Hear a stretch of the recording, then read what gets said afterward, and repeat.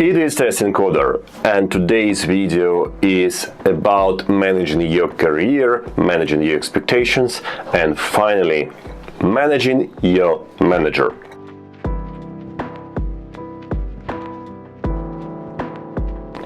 Throughout my career, I've been a junior engineer, middle engineer, senior engineer. I also been team leader and manager, and finally, I'm an engineer myself. And unless you are extremely lucky and you get a manager which can read your mind and also is caring and kind enough to focus on you more than to focus on him or herself or their company, you will not be able to progress as fast and as efficient as you possibly want with your career. Only yourself know what you want to do. Only you know what are your weak points and what are your strengths. And it is your job to make sure that the manager that you work with is able to utilize this and to empower this. And let me give you one short and personal example of this. I've joined the company, let's call the company X, some time ago, and I worked for this company for a couple of years. It turned out that there was a particular skill in my skill set which would be very helpful in this company. But here is the thing.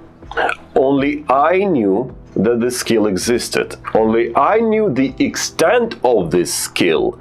And the situation was that this company was not particularly good at this particular area, and because they weren't very good in this area, they did not know they were not very good in this area. Check out the code that you had written when you only started to programming. You thought the code was great, but now you can't look at it, right? I could argue that I could expect my company to empower me, to allow me to utilize my potential, and that is all true. I still expect my company to allow me to utilize my potential, otherwise I will probably just look for some other work. But your manager, even if they're doing the best possible job, cannot know what you have to offer if you don't say it out loud. And here's how you could do it. For example, and this is just an imaginary example, you notice that the DevOps practices in your company are not very good. You could be grumpy about it, you could complain about it, or you could talk to your manager and provide a solution.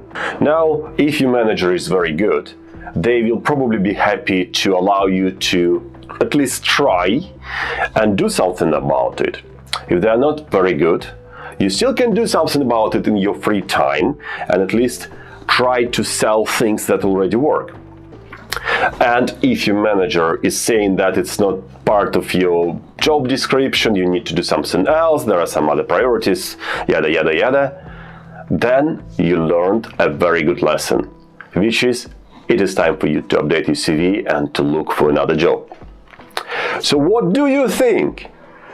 Do you agree with what I've just said? Please post in the comments your stories about this and tell me how you would approach a situation where you think you can improve the company, but you are not asked for an opinion, so you need to come forward and provide leadership here. It was your friend Test Encoder. See you around.